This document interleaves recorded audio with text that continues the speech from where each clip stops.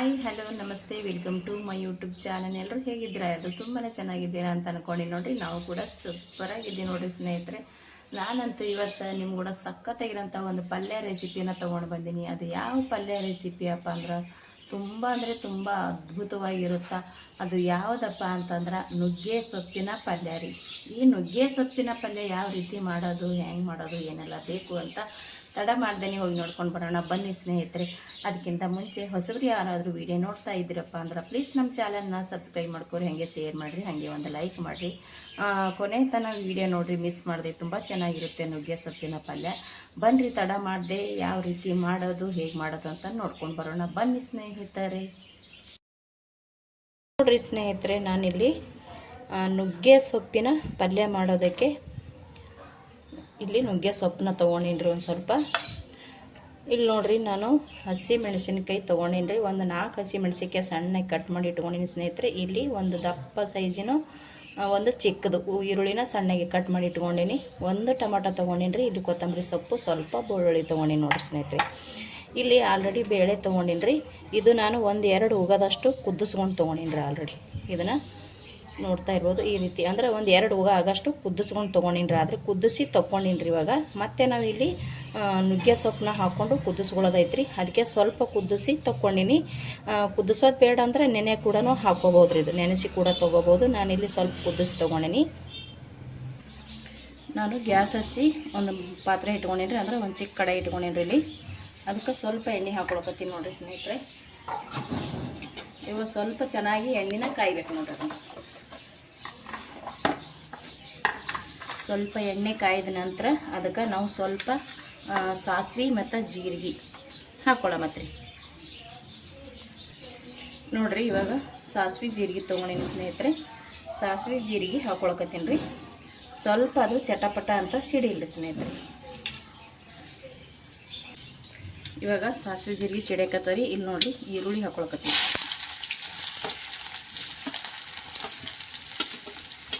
ಈರುಳ್ಳಿ ಮತ್ತು ಹಸಿ ಮೆಣಸಿನ್ಕಾಯಿ, ಬೆಳ್ಳುಳ್ಳಿ 3 ಒಟ್ಟಿಗೆ ಹಾಕೋತೀನಿ.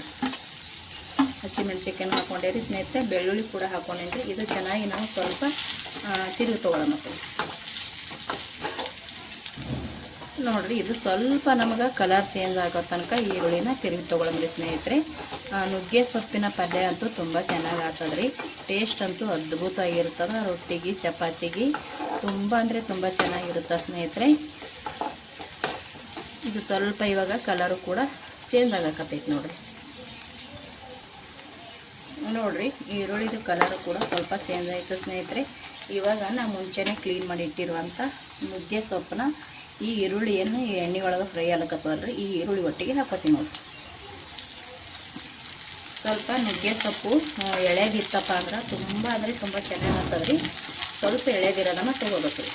ಅಂದ್ರೆ ನುಗ್ಗೆ ಸೊಪ್ಪು ಎಳೆದಿರಬೇಕು, ಚೆನ್ನಾಗಾಗುತ್ತೆ ನೋಡಿರಿ. ಇಲ್ಲಿ ಇವಾಗ ನುಗ್ಗೆ ಸೊಪ್ಪನ್ನ ಹಾಕ್ಕೊಂಡೆ ನಾನು. ಇವಾಗ ಟೊಮೊಟೊ ಮತ್ತು ಕೊತ್ತಂಬರಿ ಸೊಪ್ಪು ಇತ್ತಲ್ರಿ, ಅದನ್ನು ಕೂಡ ಹಾಕೋತೀನಿ ನೋಡಿ ಸ್ನೇಹಿತರೆ.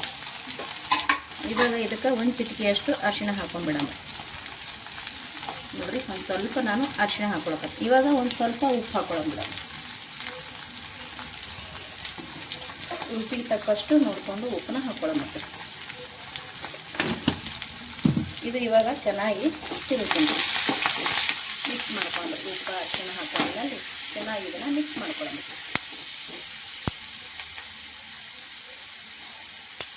ಚೆನ್ನಾಗಿ ಇದನ್ನು ಮಿಕ್ಸ್ ಮಾಡ್ಕೊಂಡೇ ಉಪ್ಪ ಅಂದ್ರೆ ಉಪ್ಪು ಮತ್ತು ಅರಿಶಿಣ ಎಲ್ಲ ಕಡೆಗೆ ನೋಡ್ಕೊಳ್ಕೊಳ್ಳೋಣ. ತುಂಬ ಸಿಂಪಲ್ಲಾಗಿ ಮಾಡ್ಕೋಬೋದು ರೀ. ಅತಿ ಬೇಗವಾಗಿ ಮಾಡ್ಕೋಬೋದು. ಅರ್ಜೆಂಟ್ಗೆ ಪಲ್ಯ ರೆಡಿ ಆಗ್ತೈತೆ ನೋಡಿರಿ. ನುಗ್ಗೆ ಸೊಪ್ಪಿನ ಪಲ್ಯ ಮತ್ತು ಆರೋಗ್ಯಕ್ಕೂ ತುಂಬ ಒಳ್ಳೇದಿರ್ತದೆ, ಮತ್ತು ಅಷ್ಟೇ ರುಚಿಕರನೂ ಆಗ್ತದೆ, ಅಷ್ಟೇ ಬೇಗನೂ ಕೂಡ ಆಗ್ತೈತೆ ನೋಡಿರಿ. ಸ್ವಲ್ಪ ಬೇಳೆ ನೀವು ಕುದಿಸ್ಕೊಳ್ಳಿಲ್ಲಪ್ಪ ಅಂದ್ರೆ ಮುಂಚೆನೇ ಎಣ್ಣೆ ಹಾಕೋದ್ರೂ ಬರ್ತದೆ ನೋಡಿರಿ. ಇದು ಕೂಡ ಇವಾಗ ಚೆನ್ನಾಗಿ ಫ್ರೈ ಆಗಕತ್ತದ.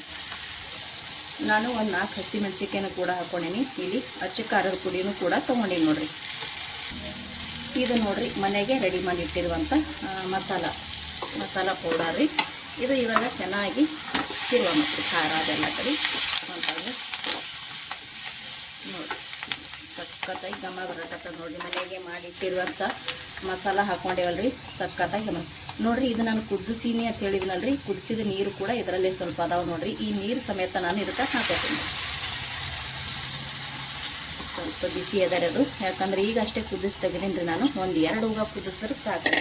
2 ಉಗದಷ್ಟು ಕುದಿಸಿ ತೊಗೊಂಡಿನಿ. ಒಂದು ಸ್ವಲ್ಪ ಕುದಿಸಿ ಮಾಡಿದ್ದು ಚೆನ್ನಾಗಿ ಬರ್ತಾ ಟೇಸ್ಟು. ಕುದಿಸಿ ಅದರಲ್ಲಿರೋಂಥ ನೀರನ್ನು ಕೂಡ ನಾನು ಒಟ್ಟಿಗೆ ಹಾಕ್ಕೊಂಡಿನಿ ನೋಡಿರಿ ಸ್ನೇಹಿತರೆ. ಇದು ಇವಾಗ ಚೆನ್ನಾಗಿ ನಾವು ಕುದಿಸ್ಕೋಬೇಕು ನೋಡಿರಿ. ಇದನ್ನು ಸಖತ್ತಾಗಿ ಖಾರ ಉಪ್ಪು ಎಲ್ಲ ಕಡೆ ಹೊಂದಂಗೆ ಚೆನ್ನಾಗಿ ಇದನ್ನು ಕುದಿಸ್ಕೋಬೇಕು. ಇದನ್ನು ನಾನು ಚೆನ್ನಾಗಿ ಕುದಿಸ್ಕೋತೀನಿ ನೋಡಿರಿ. ಇದಕ್ಕೆ ಸ್ವಲ್ಪ ನೀರು ಕೂಡ ಸೇರಿಸ್ಕೋಬೋದು ರೀ. ಈರುಳ್ಳಿ ಟೊಮಾಟೊ ಹೋಳು ಇಟ್ಟಿದ್ದು ನೋಡಿರಿ, ಅದೇ ಪ್ಲೇಟಿಗೆ ನಾನು ಸ್ವಲ್ಪ ನೀರು ಹಾಕ್ಕೊಂಡು ಆ ನೀರನ್ನ ಹಾಕೊಳ್ಕತ್ತೀನಿ ನೋಡಿರಿ. ತುಂಬ ಹಾಕೋಬೇಕತ್ತೇನಿಲ್ಲ ರೀ, ಇಷ್ಟ ಆದ್ರೆ ಸಾಕ್ರಿ. ಇದು ಚೆನ್ನಾಗಿ ಇದ್ರೊಳಗೆ ರೆಡಿ ಆಗ್ತದೆ ರೀ. ಇದು 2 ಥರನೂ ಮಾಡ್ಕೋಬೋದು ರೀ ಸ್ನೇಹಿತರೆ. ನಿಮಗೆ ಗಟ್ಟಿ ಬೇಕಂದ್ರೆ ಗಟ್ಟಿ ಕೂಡ ಮಾಡ್ಕೋಬೋದು, ತಿಳಿ ಬೇಕಂದ್ರೆ ಸ್ವಲ್ಪ ಇದನ್ನು ತಿಳಿ ಕೂಡ ಮಾಡ್ಕೋಬೋದು, ಅಷ್ಟೇ ಮೀಡಿಯಮ್ ಬೇಕಂದ್ರೆ ಮೀಡಿಯಮ್ ಕೂಡ ಮಾಡ್ಕೋಬೋದು ನೋಡಿರಿ. ನಮಗೆ ಯಾವ್ಯಾವ ಟೇಸ್ಟ್ ಚೆನ್ನಾಗಿರುತ್ತೋ ಆ ರೀತಿ ನಾವು ನುಗ್ಗೆ ಸೊಪ್ಪಿನ ಪಲ್ಯನ ರೆಡಿ ಮಾಡ್ಕೋಬೋದು ನೋಡಿರಿ. ತುಂಬ ಅದ್ಭುತವಾಗಿ ರುಚಿ ಇರುತ್ತೆ ರೀ ಬಿಸಿ ರೊಟ್ಟಿಗೆ ಚಪಾತಿಗೆ ನೋಡಿರಿ. ಇದನ್ನು ನಾನು ಚೆನ್ನಾಗಿ ಕುದಿಸಿ ತೊಗೋತೀನಿ. ಇದನ್ನು ಈ ರೀತಿ ನಾನು ಸ್ವಲ್ಪ ಗ್ಯಾಸ ಮೀಡಿಯಮ್ನಾಗ ಇಟ್ಕೊಂಡು ಬೇಯಿಸ್ಕೊಂಡು ತೊಗೊಂಡು ನೋಡಿರಿ. ನಾನು ನೀರು ಹಾಕಿದ್ದೆ ನೋಡಿರಿ. ಇದಿಷ್ಟು ಇವಾಗ ನೀರನ್ನ ಹೋಯ್ತು ನೋಡಿರಿ. ನೀರು ಹೋಗಿ ಈ ರೀತಿ ಆಯ್ತು ನೋಡಿರಿ. ನಾನು ಆವಾಗೇ ಹೇಳಿದ್ದೆ ಸ್ನೇಹಿತರೆ, ನಿಮಗೆ ತುಂಬ ಸ್ವಲ್ಪ ಮೀಡಿಯಮ್ನಾಗ ಬೇಕಪ್ಪ ಅಂದ್ರೆ ಒಂದು ಗಸಿ ಥರ ಮಾಡ್ಕೋತೇವಲ್ಲ ರೀ, ಆ ರೀತಿ ಬೇಕಂದ್ರೆ ಸ್ವಲ್ಪ ನೀರನ್ನ ಜಾಸ್ತಿ ಹಾಕ್ಕೊಂಡು ಮಾಡ್ಕೋಬೋದು. ಇದೇ ರೀತಿ ಗಟ್ಟಿ ಬೇಕಂದ್ರೆ ಇದೇ ರೀತಿನೂ ಮಾಡ್ಕೋಬೋದು ರೀ. ಯಾವ ರೀತಿ ಮಾಡ್ಕೊಂಡ್ರು ನುಗ್ಗೆ ಸೊಪ್ಪಿನ ಪಲ್ಯ ಅಂತೂ ಸಖತ್ತಾಗಿ ಆಗೋದಂತೂ ಖಂಡಿತ ನೋಡಿರಿ. ಇವಾಗ ನೀವು ನೋಡ್ತಾ ಇರ್ಬೋದು ಎಷ್ಟು ಚೆನ್ನಾಗಾಗಿದೆ ಅಂತ. ಯಾಕಪ್ಪ ಅಂದ್ರೆ ತುಂಬ ಬ್ಯಾಳಿನೂ ಕೂಡ ನುಣ್ಣಗೆ ಕುದಿಸ್ಕೋಬಾರ್ದು ರೀ. 1-2 ಉಗ ಕುದಿಸ್ಕೊಂಡ್ರೆ ಸಾಕ್ರಿ, ಜಾಸ್ತಿ ಕುದಿಸೋ ಅವಶ್ಯಕತೆನೇ ಇಲ್ಲ ರೀ. ನಾವು ಜಾಸ್ತಿ ಕುದಿಸ್ಕೊಂಡೇವಪ್ಪ ಅಂದ್ರೆ ಬ್ಯಾಳಿ ಪೂರ್ತಿ ಪಚ್ಚೆ ಆಗಿಬಿಡ್ತದೆ ರೀ.